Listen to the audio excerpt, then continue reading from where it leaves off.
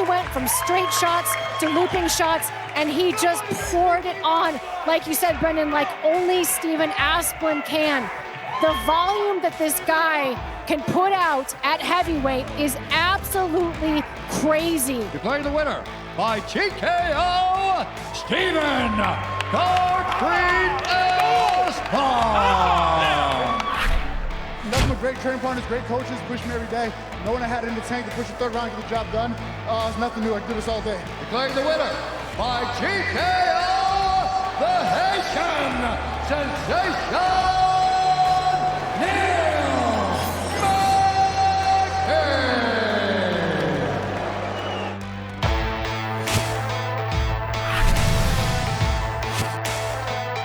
Welcome to UFC Unfiltered. Please tell me that's on video. I've never been happier. I'm made for a fucking podcast. We're dangerous. Listen to me, we're at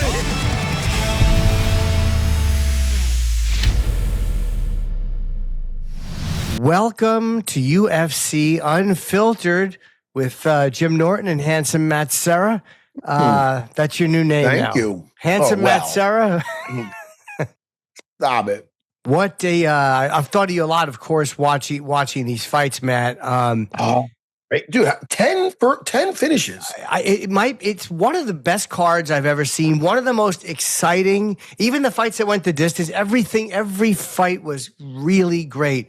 What went the distance? A couple went the distance. And they were just everything on this card was incredible. I almost said that too because I thought it was first round. I knew there was 10 finishes. Out of 12 fights, out of 12 finishes total, 10 first round finishes. Yeah. I didn't feel confident enough to say that. I thought it was 10 first round finishes. You know me in my memory, Jimmy. But yes. It's one of those things where, Medic came out like a bat out of hell and just landed like 3 on him. And they were hard, they were accurate, and he got him down. He stayed on him. I mean, that was like 30 seconds. How long was that? Yeah, it was, I think, about 30 seconds of the first round, and he was coming in. It was I don't know if he had anything else scheduled. I believe. Was this a short notice? Oh, no, I'm sorry. I'm thinking of Stirling and Błachowicz. Jan was supposed to fight. Oh God, he just fought last week. Oh, I am really going blank. Yes, Bogdan Guskov started. Was supposed to fight Błachowicz, but Bogdan took the fight with Magomed. Okay, well, I'll talk about. Listen. I think that we got several fights to talk about, but I want to give Medic his props. Got to give that guy his flowers. And who's ever done that to Daniel Rodriguez? I know he's listened, and he's been through a lot. The guy's been 8 months in prison. He was out of shape. He had to get in. He's been through hell. So just the fact that he made it there, a main event, is quite something with all he's been through. Yeah. But you've seen him fight crafty guys like Kevin Holland. And, he's got the who's fought. That's right. Nobody's ever did anything.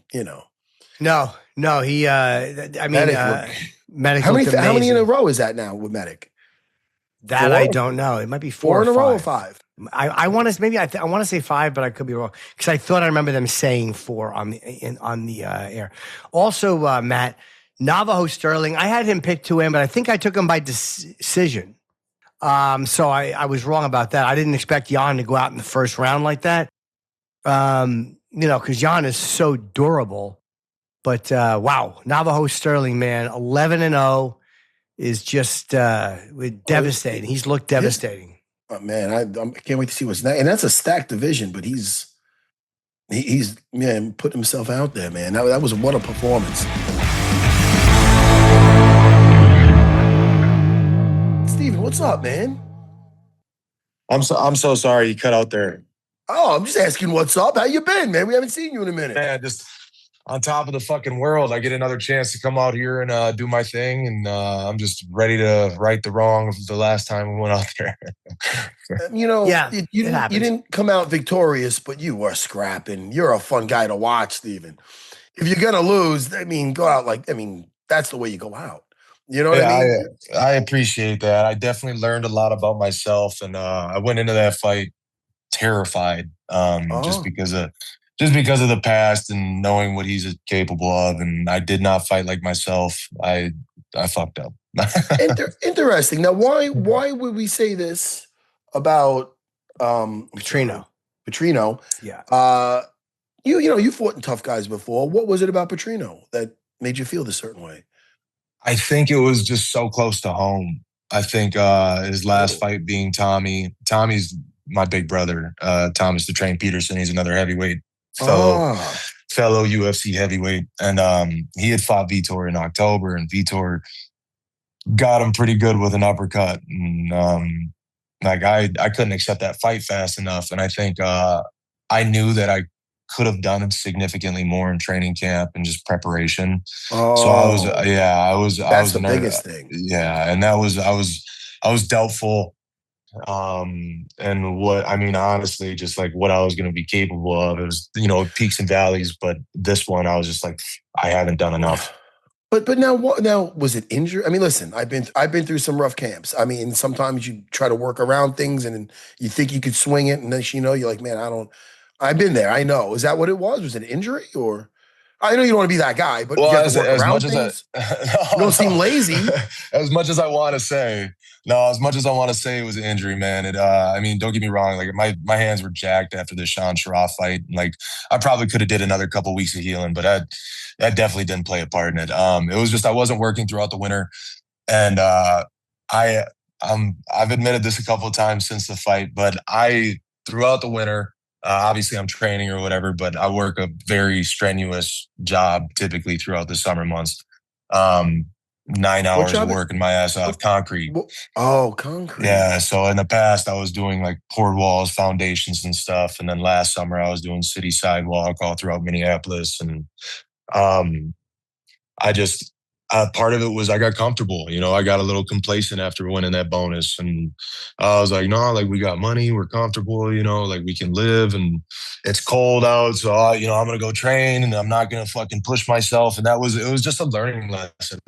I learned real quick I can't do that with the best in the world. And it was being a dumb, I hate to say it like I'm a moron or whatever, but like I was just being a dumbass and naive, and like I figured I've done it before, I'll be able to do it again.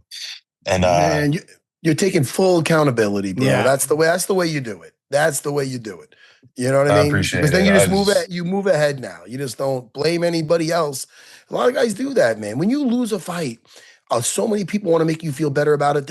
It's because of this, it's because of that. That's only going to hurt you. You know what I mean? Because then you won't learn from it. The fact that you're saying this is a big thing, bro. It is. I appreciate it. It's definitely been a learning experience. I'll never fucking show up to fight week at 280 or above. And it's been, I don't know. Even being, and I didn't feel like it hindered my performance. You know what I mean? Like truthfully, my dad is adamant that like, kid, it had to have taken something out of your gusto, out of your fucking gas tank, something, but I didn't feel like it did. We still went out there and had an arguable fight of the night performance. So fun fight for sure, man. Hey, and you said Tom Peterson, right? Yes, sir. Yes. He just fought Walter Walker. Another fucking Brazilian big bastard. We interviewed Walter too. I wanted to ask you about that calf slicer because I'm sure he trained that stuff. Because he looked. It's funny when Matt, I noticed this too. He looked like fuck. Like you could just see it was like one of those things where I got out checkmate. I got out of the heel hook and I let myself get pulled into this. What have you talked to him after that, or like was he training more for the heel hook, or what was it? Oh man, Walter's the most prolific heel hook specialist I think we've seen in the UFC since its inception, and he's up there. God, that bastard. We worked everything we possibly could have in heel hook defense and just getting the fuck out, getting up and getting back to our game. And, Tommy's pissed. He's frustrated with himself because, it's like you train for 12 fucking weeks and you expect to go out there and like, okay, we're going to be able to give her hell. We're going to be able to give it everything we have. And I don't know if I'm spilling the fucking beans, but he just told me like, I just feel like I didn't get to give her hell. And I was like, man, like, I hear you. I know what you're saying, but like, that motherfucker didn't catch you in his specialty. What everybody thought you were going to get got with, you didn't get got with. And obviously we should have been prepared. We should have known, we should have insinuated potentially he had that fucking slicer in his back pocket. But it's just like how many have been done in the UFC, not to mention in the heavyweight division. So it's just like, dude, that's a good question about the heavyweight division. I'm going to say I don't recall ever seeing that in the heavyweight division. Charles Oliveira, the lighter weights, and even like the welterweights, but I haven't seen I'm going to tell you, I don't think I ever seen a heavyweight do a calf slicer. It doesn't come to mind. I'll tell you, I haven't in the gym. But that is the when they escape that knee, that is the correct follow-up. That is the next thing. Fuck, a learning lesson and back to the drawing board, right? Oh, 100%, man. So how is the weight now, and how are you feeling now? I like that you admitted you were scared. People don't usually admit that they're scared. A lot of fighters won't admit that they were scared, and I think that's a really good thing to be able to say, because I think everybody is sometimes, and people just don't say it. I agree with you 100%. I think one thing that I feel like fighters don't want to touch on it a lot just because it's like the macho, viewpoint or whatever. I don't want them to feel like I'm weak or them to feel like I'm weak, whatever. I know what the problem is I think I know what I'm capable of. And at the same time, it's like just seeing somebody that looks like the fucking Rock stand in front of me. I'm like, well, I don't look like that. So what is this going to be like, And I was able to keep up with his speed. I mean, I had to make it a friggin' dog fight, but I was still standing in there. And that's one thing I will say is, Vitor was quick. He was strong, but that motherfucker didn't hit me as hard as Sharaf did. He was lightning fast. I will say that. I mean, I pride myself on the speed of my hands and the way I'm able to get guys' cadence down. Boy, Vitor was a puzzle. Yeah, but don't look the build. It doesn't you look at Fedor wasn't running around with abs. Derek Lewis, Roy Nelson. There's so many guys that are big guys that were knocking people. You know what I mean? So in the heavyweight division, you don't have to look like fucking Gregory Rodriguez. You can however you look. It doesn't matter. No, for sure. And I'm self-deprecate. I don't know. I don't know why I do it, but it's a fucking mainstay of my personality. I know. I'm the same way. I'm the same way. I've never walked past a mirror I didn't want to break with a brick. Yeah, fucking tell me about it.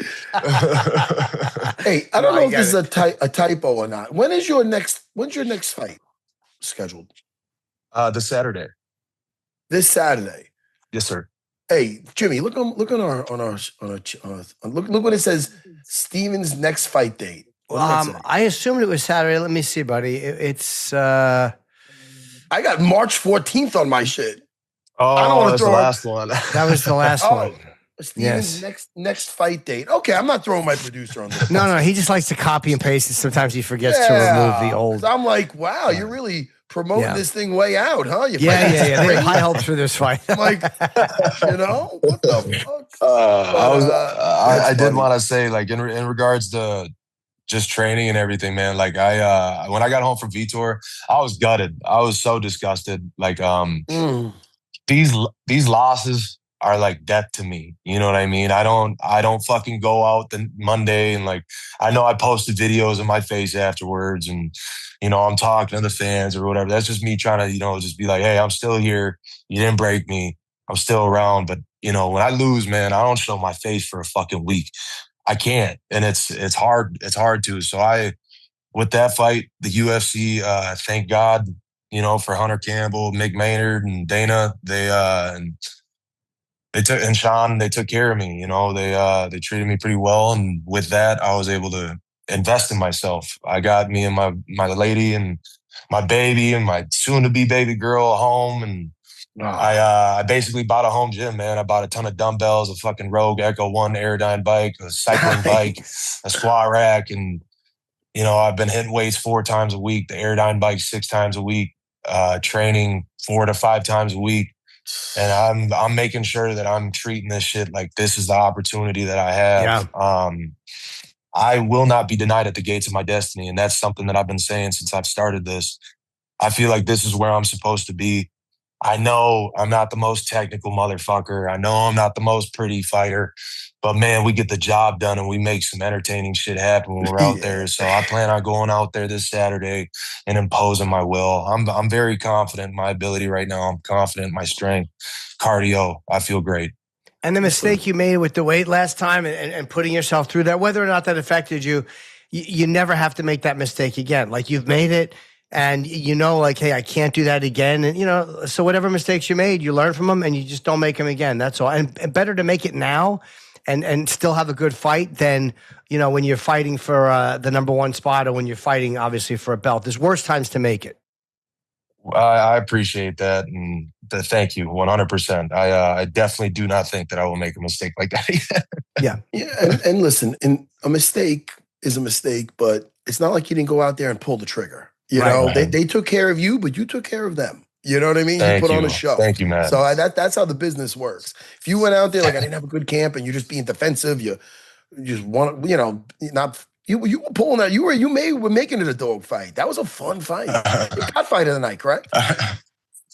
No, we got close though. Close. Yeah, Harry Hardwick got it. I was grateful he did because me and him were chopping it up in the hospital. Okay, I was all beat up and his jaw was fucking broke. So I was like, yeah, you deserve it. Is his jaw wired? Because that's one of my greatest fears because I'm kind of claustrophobic and my nose sucks. So the idea of not being able to open my mouth, is he wired or no? Did they just put a plate in? Yeah, he got wired. I felt so bad for him. The next morning I was smoking a blunt out front of Trump Tower and fucking he walks up and he's like, hey, how you doing? I was like, oh, bro, I can't feel good, man. Sit there and blow it in his face, make him feel better. Yeah. Do they give you like wires? Do they give you like emergency wires to like a cutter if you ever have, like if you have to puke or something like that? Isn't there, or if you're choking, don't they give you like an emergency cutter to walk around with? Knock on wood. I haven't had that. I haven't had that injury yet, so I hope I never have to find out. Man. I felt bad. One time sparring, I broke a buddy's jaw with 16-ounce gloves on. He had his mouth open, probably.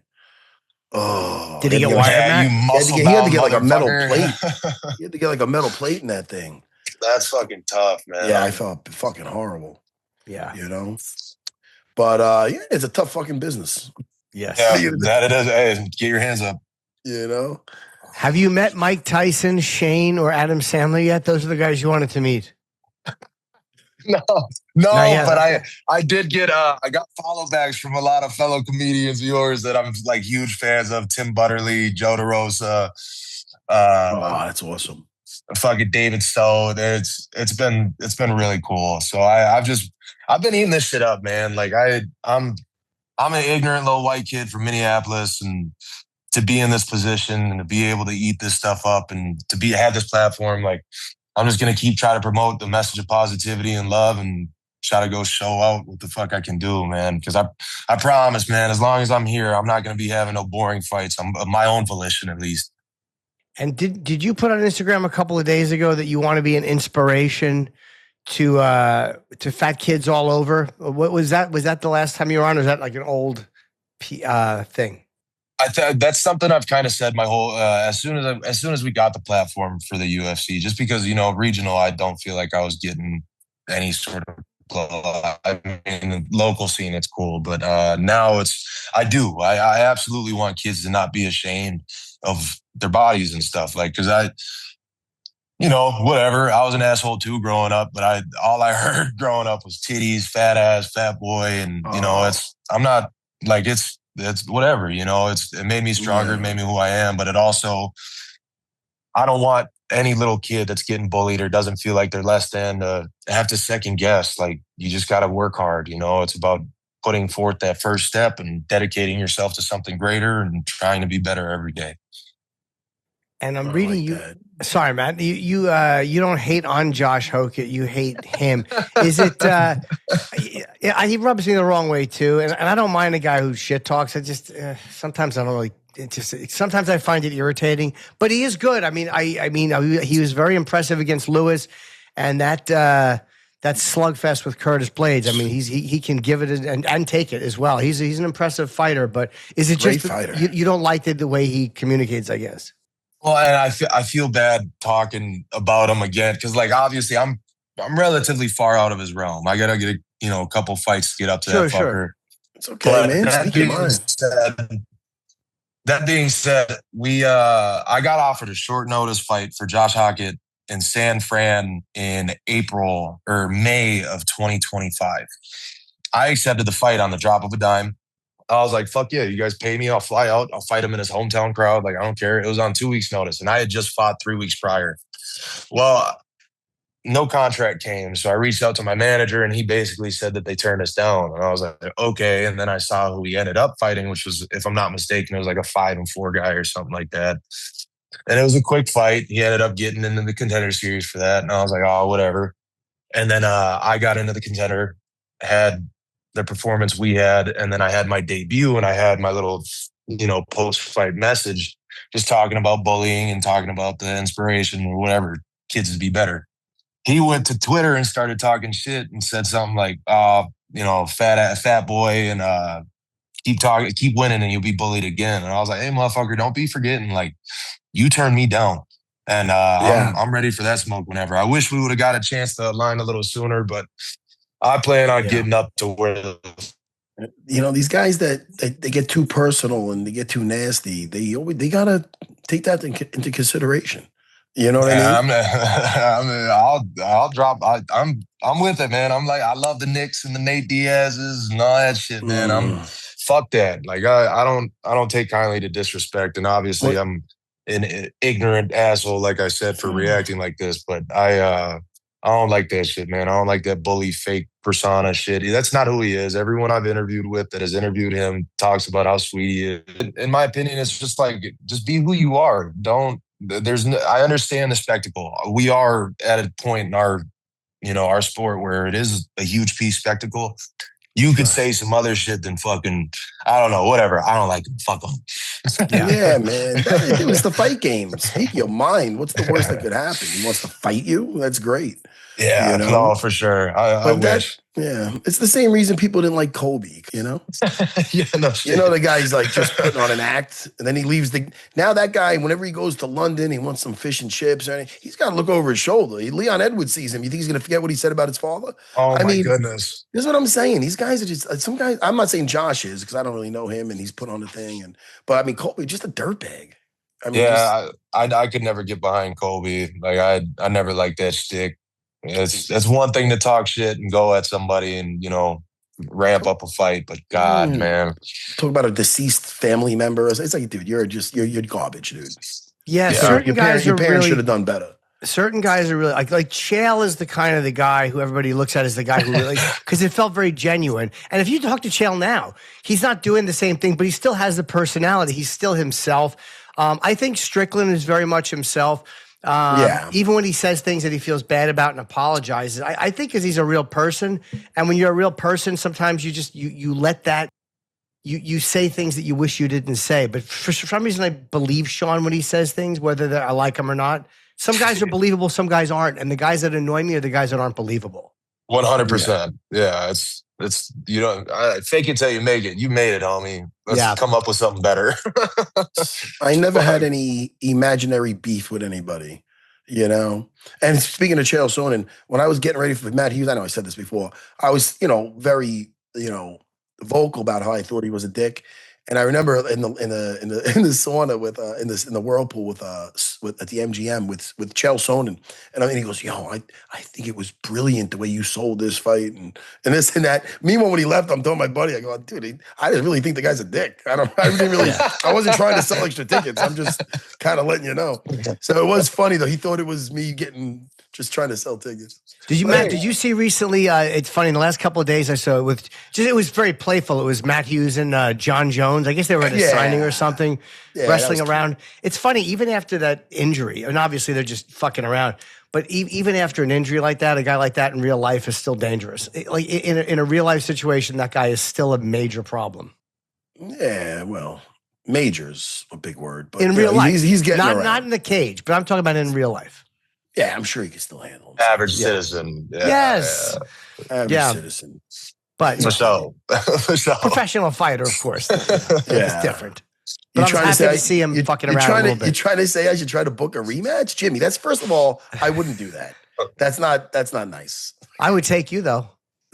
Hey, speaking of Matt Hughes, I met that guy when I was 10 years old. I mean, I'm sure he was at the height of his whatever, but he was such a dickhead. Was he? Wow. He was such I asked for a photo and he said no initially. And I think it was a woman that he was with or somebody, one of his people he was with was like, come on, dude, like take the photo. And he just looked at the camera like he didn't want to be there. I was like, all right. No. I know he's been through a lot, but I always thought it was funny how he always thought I was such a bad ambassador for the sport. He's bad for the sport because I say fuck once in a while. Give me a break. I'm a family man. I'm a good... Jimmy likes me.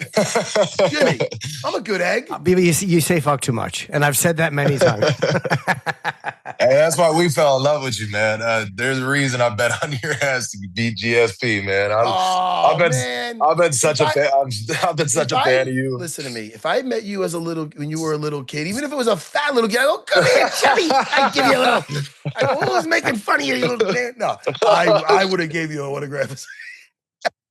No, man, I can't say thank you guys enough for the hospitality that you guys show me and just the kindness. Truthfully, this is like a dream come true to be able to talk to you two.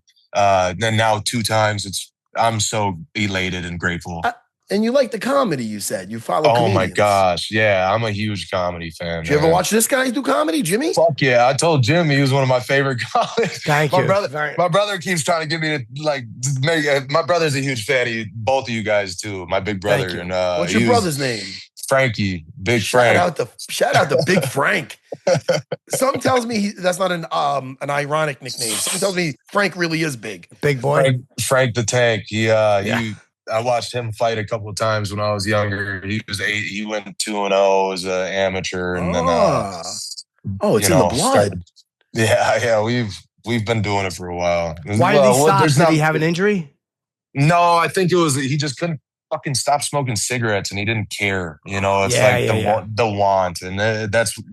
I remember when I first started because I had just recently lost 200 plus pounds. And I was like, dude, like, if you fucking get into this, if we start going to the gym together, me and you could run Minnesota MMA for like the next 2 or 3 years, like for sure. And I can't get over 200 pounds. That's me. It's crazy. You lost a person. It's like you took me off your body. It's fucking crazy. So my height, I believe I was 5'25". I say 5'25" plus. And then my lowest I've ever been was 245. So we've, let me ask you about you at your highest. Was it like hard to get up a stairs? I mean, what were you doing? I've always been an athletic fat dude. You know what I mean? So I was that's a lot of weight. Yeah. If you look at my Instagram, I hated photos being taken, but there are a handful of photos I have of me at that size. And like when I was 450 my senior year, I remember putting 375 on the fucking on the sheet. Right. I ran a 5.440 at 450. And that's good, right? I don't know much about the speed. That's fast, right? As a lineman, I mean, at that weight, I mean, there's linemen running 4.5s now, whatever. But yeah, at 450 pounds, I thought that was kind of impressive. I was super highly scouted and stuff, but I mean, after high school was over, I realized I wasn't going nowhere with football. I was like, I got to figure out a different avenue. And it took a while, but we got here. I think MMA is less dangerous than football. I mean, 100%. You're taking those helmet hits every single, and plus people forget it's not just the game, it's the practice. When guys practice, you're fucking taking hits to the head all the time. I think MMA is so much safer. And they finally just took out 2-a-days out of the, curriculum, whatever, for football up in Minnesota. And it's just funny because I started talking shit to some of my cousins that are still playing in high school. But at the same time, it's like, I remember watching kids fucking drop season from heat exhaustion.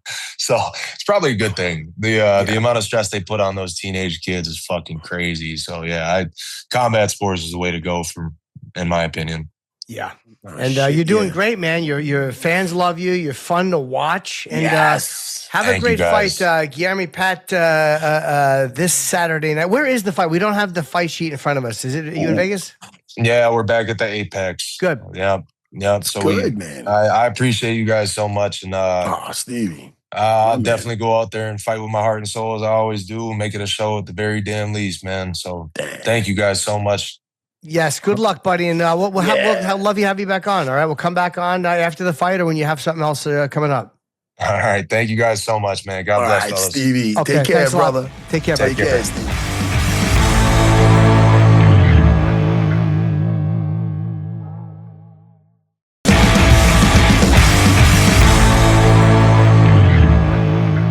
Yeah, I'm sorry. I apologize there, Jake. They did give us the sheet. It's Gamrot against Killian Salkid this Saturday night. What a great fight against that is. Billy Quarantillo against Diego Ferreira. Billy Q is always a great fight.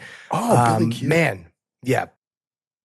He said, my bad on the March 14th. We can't get mad at you, Jake. Well, yes, we can, but I'm not. I was literally going to say, like, I'm like, dude, you're fighting in March? Yeah, they have a lot of faith in you. They want you to promote now to really. Yeah, man. But hype this thing up and get you excited through winter. Matt, I had to ask you too, before the great Neil Magny comes in. I don't think he's here yet. Let me ask you too about, of course, I have to ask you about Dennis Bazooka's fight. That was a really, really, a really good fight, obviously, and it ended against Grod. What did you think of that? If it looked to me like he was kind of thinking of tapping, I couldn't tell. You've been in there, I haven't. Look, he was down 4 fights, right? Mm-hmm.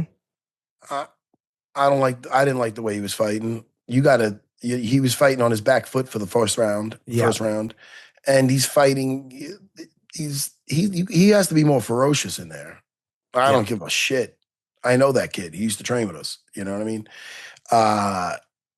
He wasn't fighting with a guy like his job's on the line. Like, you know what I mean? You got to believe in yourself. Don't be in there worried about what that guy's. I mean, yeah, you got to be alert to what he's doing, but impose your will. If I had him and I had to talk with him, that's the stuff I'd be saying to him. What are you doing? What are you afraid? Oh, are you afraid what he's going to throw back? Get on his ass, man. Dennis is very dangerous standing up. Yes. And I think he wasn't winning that fight. A little too cautious, maybe? Little. Okay. Little's a nice word, but I don't know. Listen, you're in a fight, man. The guy's going to be throwing shit at you. Sure. You know this. You got to impose your will. So take that as you will. Like, in other words, he wasn't. When he went back, his corner did tell him the right thing. You gotta be. You're on your back foot. You got to go forward. Yeah. You know what I mean? Get in behind that jab, but he was fighting a little hesitant. But he's still dangerous. You know that. But now down 5 in a row. That's rough. And he's got to show a better attitude as far as. Longo said it hysterical. Longo's like, he's got everything down but the fight. He's fucking walking out there. He's fucking sure he's in the cage. He's moving around, shadow boxing a little. He's looking like he belongs there. The fight starts. Where is he? What's going on? What the fuck am I looking at? I'm just saying that because I'm a little annoyed because I know he's better than that. Yeah. You know him, and you obviously know what he's capable of. I think he's way more capable of what he's been showing lately. So and Alexander Rakic, I really wanted to. He had lost 4 straight fights. And moved up, looked really good against Tybura. That was a great fight. I think that's his first fight at heavyweight. That's what I'm looking at as you're talking, Matt. And he had dropped 4 straight. And he came in, man. He was on a long winning streak at one point. And let's hope that this rights the ship. Maybe the weight cut was getting to him. I'll tell you right now, he's fast. He sees the punches coming now because these heavyweights aren't as quick as the light heavyweights. And man, he's fast. He's always had the skill set. To be like, oh man, is this the next big thing? And then that's right. Big heavy kicks. Something would go south in these fights. In fights that he's showing, whoa! And next thing you know, it goes south. It might be that. It might just the way he. I mean, listen, Tabor is a stud. He just couldn't get his hands on him enough. He just wasn't quick enough, and he didn't attempt too many takedowns, which was a little unusual. I felt. Don't you? And yes, I also, Matt, wanted to give a round of applause. Robert Valentin against Todorovic. I mean, what a great fight that was too. First round submission. I mean, first round sub doesn't really mean much on this card, but God, was that a great fight? Every fight. Yeah, that was fantastic. Ludovic Klein was stopped in the second. By Masayev, Tafik Masayev, another great fight. And Ludovic Klein just wasn't able to, it seemed like, to get off what he wanted to striking wise as well. He's a very exciting fighter. I know he's recovering from an ankle injury, so maybe his foot was bothering him, but it didn't seem like it. It just seemed like Messiah was able to do what he wanted to do. Yes. Yeah. Oh, go ahead. Were you gonna say? No, I was going to say Michael Oliveira over Oban Elliott in the first round. It looked like he dropped him with a jab, I think. Oh, yes. And Yeah, then he just stayed. But Oban Elliott was going after. I mean, he was trying. Yeah. He was going after him in the beginning. And I think that's he has like one speed. He just was like, he puts himself in harm's way. And it cost him. But you got to give him credit for going for it. Yeah. He had his foot on the gas until he got caught, you know? And that was fun, though. Did you see the Popek against Jovan Leka? It was like Popek is a lighter guy. I mean, I think it's Jovan or Jovan, I'm not sure, is much, much larger and obviously has much heavier hands. But Alexander Popek looked really good, was moving very well. Yeah. And then Jovan finally landed and just stopped them. I mean, it was like really, he was not having a particularly active fight. He was just kind of like slowly stalking him down. I'm like, is this guy getting nervous? And then he threw the liver kick. Is that the liver kick? What's that? Yes, it was a heavy left leg to the liver. I mean, an ugly. And there's always that reaction when a guy gets hit in the liver where they just back up and then a second later, you know what it is. And it's funny because he was stalking him and getting peppered a little bit. Yeah. And then just like a bat. It was ugly, loud. Yeah. Like at first I thought it was I thought it was the groin. I didn't know where it hit. And then I saw him like, oh man. Well, it sounded like a cup kick. He kicked him so hard, it sounded like his foot hit a cup, but it was his fucking liver. That was a terrible, terrible kick and a fast end to the fight. I was impressed with Stephanie Luciano. Beautiful submission. Yeah, first fight of the night. Yeah, very nice. By the way, Vinny Pastori, rest in peace. Speaking of big pussy fun quotes, big pussy from The Sopranos. Do you watch The Sopranos, right? You've seen it? Of course. He was I knew Vinny casually. I'd worked with him a couple of times on different things, and I, interviewed him and talked to him. And what a nice guy. I mean, legitimately humble, sweet guy, and rest in peace. A really, really nice dude. And it's a shame, but he looked good. I saw footage from his 80th birthday recently. He didn't look fucking 80. He looked like he was 65, and he looked like he had lost weight. So whatever it is, hopefully he died in his sleep because just a nice guy. Man, listen, we got to enjoy every day. Tawfiq, listen, rest in peace, big pussy. Yes, He was great in that. Guys, can I keep my eyes? Can you give me that? I'm sorry. That's yeah. I just watched that last night. My wife and I will go through these weird, we'll watch a season of The Sopranos and we just, can I sit down? And he gestures back with his little fat hands. And then they just start blasting him. Yeah. Why do you have to be a rat? I liked him. It was because HBO does this thing, Matt. Usually at the end of the second season or the first season, they are going to kill somebody that you really love because they want you to feel it. And HBO is horrible for that. They really get you. They did it in The Wire. Do you ever watch The Wire? I never watched The Wire. I tried. Is it dated? Is it too dated? No, Beepers because it's beepers. Sure, it was early 2000s, but it was how they did police work. And they kill someone off. I won't blow it, but in the second season. And you're like, holy fuck, did I not see that coming? It was a Ned Stark. A Ned Stark moment. A Ned Stark moment? Yes, where you just, God damn, I love this guy, and they don't care. They just take the rug out from under you. And that's what they did when they killed Big Pussy. They just ripped the rug out from under you because you always think it's going to work out. You always think the guy is going to wind up, he's going to fool the FBI, or you just don't think that they're going to kill him and throw his fat body off a boat. Yeah, and then, after that, Game of Thrones took it to another level. Yeah, Ned they Stark, killed everyone. Rob Stark, Jeff Stark. Well, I don't know if there was a Jeff. By the way, you what? For Matt Serra recommending The Boys. Oh, I'm still only on season 2, but I'm really enjoying it. Again, the things we talked about with it that I wish they didn't do, doesn't matter. It's still an enjoyable show. I like the people in it. I'm having a good time with it. So again, still in the early season. Did I finish season 2? Yeah, I'm still early in season 2, but I'm really enjoying it. You know who I had on my podcast in this last week? I had a good time. One, I had Eve Edwards on. Oh, Eve Edwards was my second fight in the UFC. that's right. Dangerous gentleman. Uppercutted me, almost took me totally out of the fight, but didn't, thank goodness, and I won. But hey, we got to catch up. I took him afterwards to go meet me and my family. I took him to my family over to Talio's, had some pizza. Ah, it's nice. We had a great time. And then, UFC's Veronica Hardy. Sure. Yeah. Her and her husband, Dan Hardy, who I know forever, they visited. I had Dan on my podcast, and then the next day, Dan and Veronica came to by my school, Serra BJJ in Huntington, Long Island. And then, they hung out for the class. Dan, they're taking pictures. My students get excited. And then with me and the Serras and the Hardy family, we went out to get a little brunch. Oh, it was nice. Very nice. Oh, that was so sweet. Yeah. And Dan picked up the check, which annoyed me because I wanted to do it. Sure. I saw that Veronica was training for a while. I would see her at Henzo's, and I would see Dan a little bit. Yeah, so it was nice. They're nice people. He's a good egg, and so is she. And I'm glad he got. I like that these guys got to meet my family and everything. The Serras. Yeah. We have a good time. Oh, Matt, I wanted to promote something too before I forget.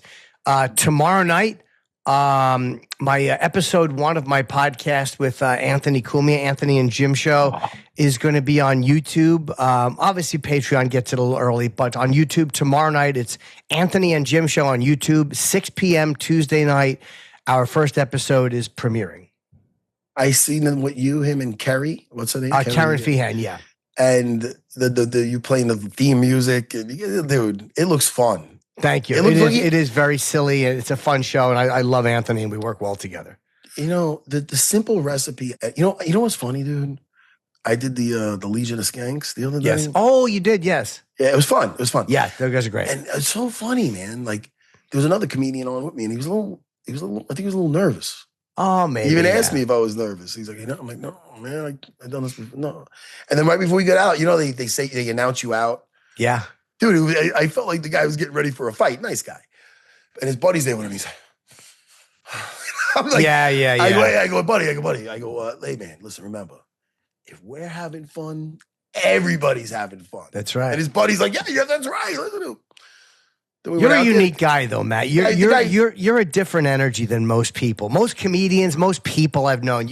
Matt Serra has a different energy, dude. And then what happens? We get out there. They were doing the ugliest vagina pics, And it's funny. Everybody kept posting pics of Lewis, just of Lewis with a mic, the ugliest pussy. Anyway, but and then this lady, I don't know how. This is Unfiltered. Pulls out a sex toy out of her vagina. And then the guy goes, hey. And now I'm sitting there making sure this guy's not getting too nervous. Sure. It looks like she pulled you out of there. Hey, back to Neil Magny. Neil finished training. We could have him for a few minutes. So, yeah, well, I guess bring him in for 10 minutes. Yeah, man. Shit. He just finished. Yeah. We might as well because it's the great Neil Magny. What are we going to say? Come on. Neil Magny, he was training. It's not like he was fucking at Burger King. He's not fucking around. No, he's busy. Jogging. And Neil's fighting this weekend. Right? Yes, Saturday night. Not March.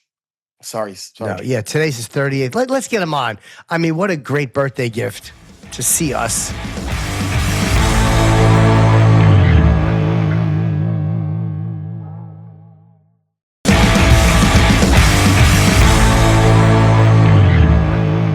There he is. Come on, man. Wait. Happy birthday, Neil. Happy birthday, Neil. Oh, appreciate it. Thank you, guys. Happy birthday, young man. I'm gonna ask because dude. I would think you're 29. How old are you? 39. About 10 years off. 39. 39. Wow. I'll tell you. And you're still fighting. It's crazy, like how your cardio is still amazing. You're still always in a fight. Like whatever you do training wise. I mean, has it changed over the years? Are you slowing it down as you've gotten older? Because again, your cardio and your ability to last through a fight and still look strong in the 5th round is not changed at all.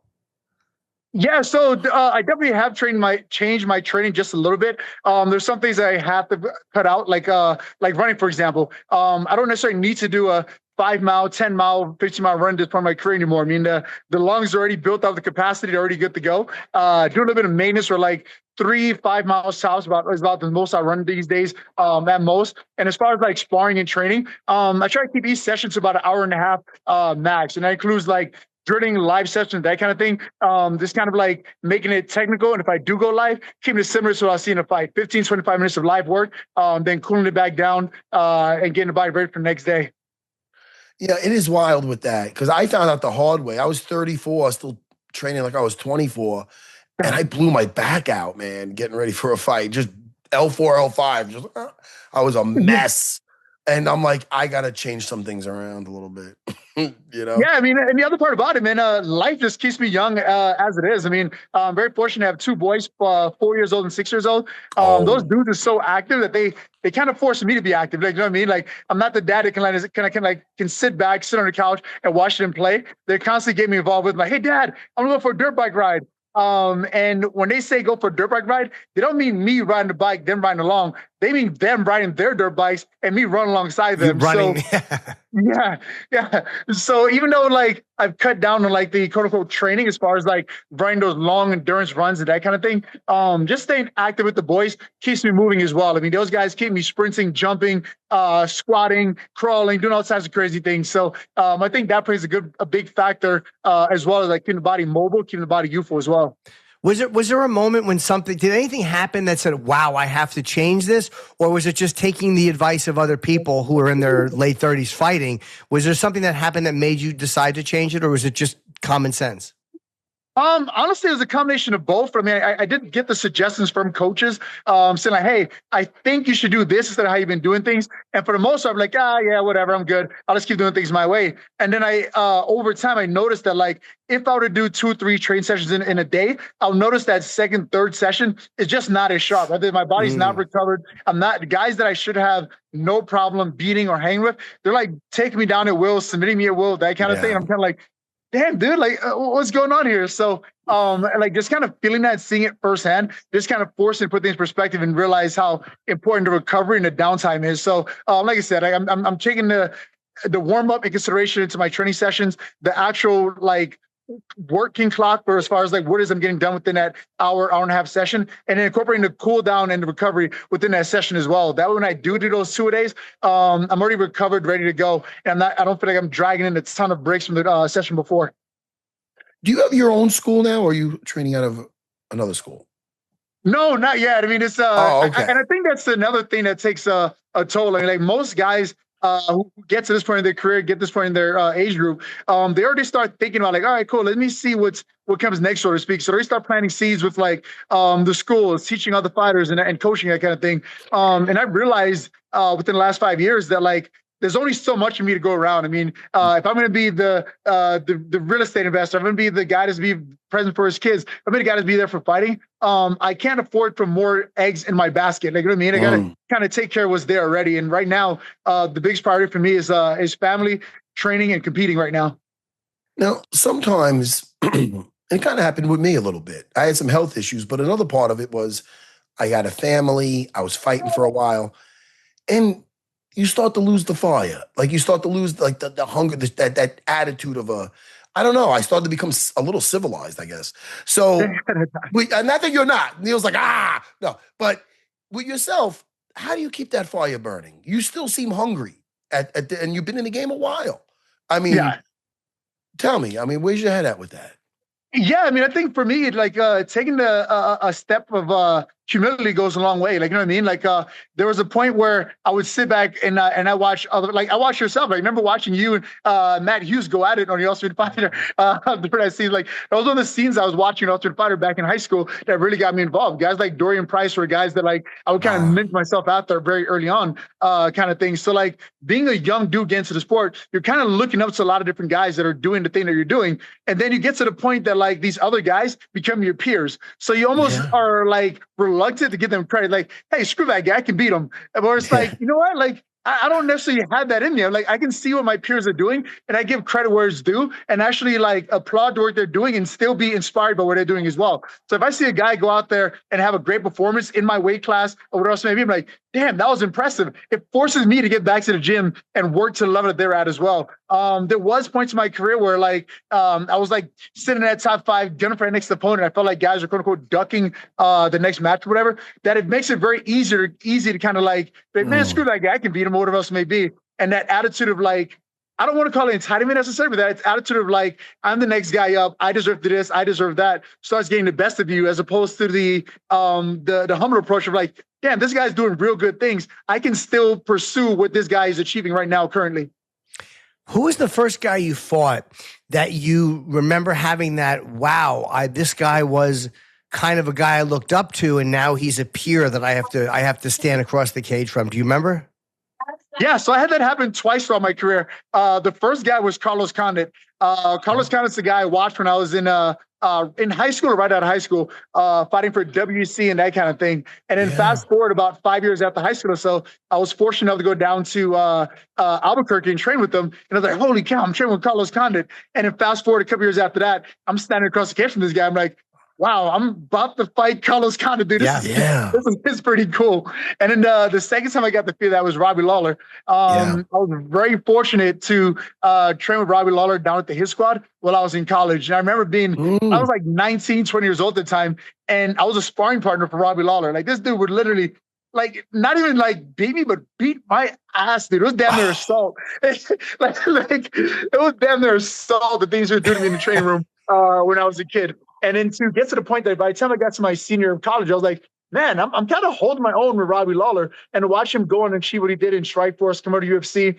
become UFC champion, that kind of thing, and get the opportunity to stand across the cage from him. That was another full circuit moment for me where I was like, holy cow, dude, like a guy that I looked up to, a guy I got to train with, a guy I got to watch become a UFC welterweight champion is standing across the cage from me right now. And I got the opportunity to go and test myself against him yet again. And your career has been, I'm just looking at some, you fought everyone. I mean, there's a really, very few guys have the impressive list of opponents that you have. You know what I mean? And it's like, I always use, you're kind of the go-to reference for a guy who has seen everything. Like, there's nothing that you have, you know, some guys may be better than others, but you know, you're also a guy who's, there's nobody's going to come in with anything and that you have not experienced at least once or twice in the cage before. Yeah, man, that's the thing that keeps it fun still. I mean, even with the many matchups I had in UFC thus far, there's still so many crazy matchups I can get in UFC that I'm still excited for. That still brings out the competitive edge in me. Like, even this fight coming up next week, this is a fight that wasn't on my radar whatsoever. It was a point where, like, my last fight was in December, and we got about March or so, like, hey, man, any minute now, I should be able to call to go ahead and get a fight scheduled for either May, June, July type thing. So I was kind of anticipating who that fight may be against. So I kind of like sat down, went through the rankings, went through the roster, and put together like 5-6 names of guys I could potentially like get matched with, and think like proactively, how would I approach this matchup? And never in a million years did I think that I'd be fighting Ramiz as this fight came about. And I was like, interesting matchup. Wasn't my radar at all. But then once I get the matchup, once I start doing a little bit of digging and film study, I realized how long he's been in UFC, the guys he faced thus far, and see the kind of competitor he is as well. So here we are again, being able to adjust the game plan, adjust the mindset to go out there, put all against the line against a younger up-and-coming guy looking to make great out of this opportunity. I just wanted to say really quick, because it comes to mind, and when I think of Neil Magny and I think of this fight, that Mike Malott fight, there's not a fight where if you want to say, look, man, this guy's dangerous, he's going to be dangerous throughout the entire fight.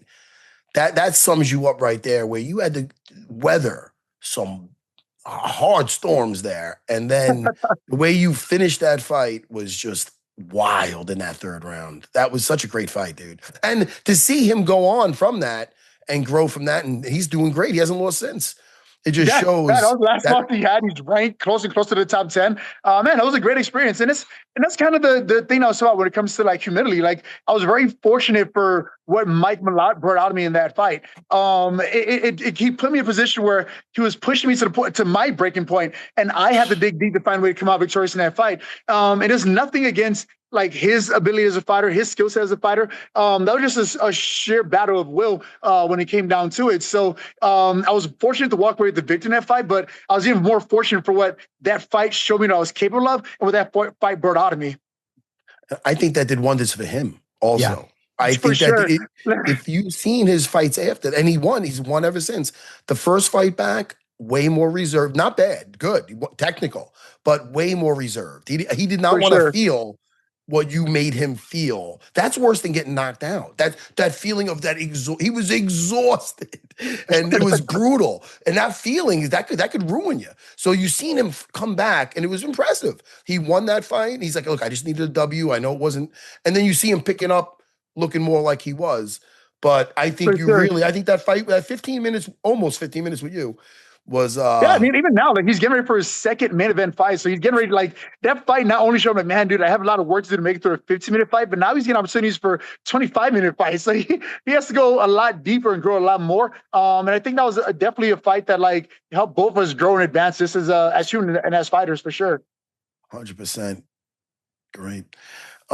Hey man, Neil, what are you doing for your birthday? You doing anything tonight? What are you doing? Oh, not much. I got the boys with me today. Just got done training. About to go grab some lunch with the boys, hang out for a bit. Come back, and their training is at 4:00 tonight. So after that, grab some dinner and just chill with the boys for the most part. How do they like the training? You see them going more towards jiu-jitsu, the striking? What do you see them picking up? Right now, they're doing only just striking. Next week, they start jiu-jitsu, which would be pretty. I'm sorry.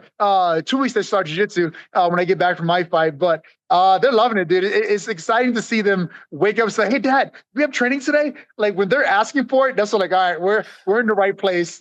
That's the best. Yeah. Let me tell you, I taught the 7 a.m. class this morning. 5 Serras on the mat. My wife, my 3 daughters, they're all on the mat. It's a beautiful thing. Nothing better than it. It's the best thing ever, you know? Hey, Neil, man, cool watching them grow. Oh, dude, it's a beautiful thing, man. It's just so great. Hey, listen, thanks, man. We know you were training. You're always training. Yeah. Thanks for jumping on your birthday, too. This is a gift to us. Jimmy goes, oh, what a gift for him on his birthday. Oh, Jimmy, Well, I was being sarcastic. I was saying, what an awful gift to have to talk to us. That's not a great birthday gift in anyone's book. We're happy you came on. No, this is a pleasure. I mean, if I'm talking to you guys, I'm still out there being active, still out there doing my thing, and I likely have a fight coming up. So the more often I can talk to you guys, the life is still going great. So I'm always looking forward to it. Yeah, well, you're everyone loves you, Neil, and loves watching you fight, and you just you're always a great fight. And come back again. Have a great birthday, and have a great fight against Brahimaj on Saturday. Awesome. I appreciate it. Thank you guys so much. All right, take care, sir. Great Neil Magny. Thank you, Neil. Neil Magny. Thank you, sir. Have a great birthday. Yeah, nice How do you guy. not like that guy? You can't. He might be the nicest guy we interview. Then again, Steve Asplund is a pretty nice guy too. Yeah, I'm pretty nice. You're not interviewing me though. You're the nicest. Well, Jimmy, I'm happy that worked out. This week, I think I got my house. Oh, I'm watching House of Dragon season 3. Is just forget about it, dude. It's off the chain. I don't know if that's a phrase. I'll never say it again. Yes. Thank you. It is off the reserve. Now I'm just reaching for. Yes. No, that's not good. Yeah. But anyway, it's a great. You can watch me on the Matt Serra channel, doing my reactions to that. And also this week, you're gonna see me catching up with my old foe turned good buddy, Eve Edwards, in studio. Oh, yes, that's great. I also want to plug, I listen to certain podcasts, and one of them I listen to is We Might Be Drunk podcast with Mark. Oh, Mark and Sam. I love those guys. They are funny guys, and I was so delighted to see you and Colin Quinn on there. I was listening to that on the way home from my school today. I think that it's funny, me and Colin, I think that they asked one of us, because then they asked me, and I'm like, let me see if I can do it. And I said the next day, I can do it. They're like, oh, well, Colin's on too. So I think that they had just asked both of us, and we both said yes. So now they were stuck with both of us. It's even better, though, because you guys get along so well. Yeah, and those guys are both really funny, younger. They're not young, but they're younger comics. Yeah. Sam and Mark, Sam Real, Mark Norman. So, yeah, check that podcast out. Yeah, they got a good chemistry. They're great. Even their little lead-up song, it fits them. You know what I mean? It's nice. Oh, they have a lead-up song? I never listened to it. It's just it's a little jingle. But Jimmy, I'm really excited about you and Anthony Cumia back together again. I think Me too, buddy. Thank you very much. And tomorrow night, 6 p.m. on Anthony and Jim show on YouTube, and it premieres. I hope people like it. Oh man, I'm gonna watch. Hey, let's plug the fights again before we get out. Yeah, before I shit my pants. Let's see. It is going to be this Saturday night, Gamrod against Sal Killed. And we'll be plugging in on Wednesday too. 5 o'clock prelims, 8 o'clock main card on Paramount Plus. Can we get Medic in here? I don't need a Medic. The little thought over the weekend. Let's get him in here, man. Because well, you have no, I'm backing up. You have to. Are you all right?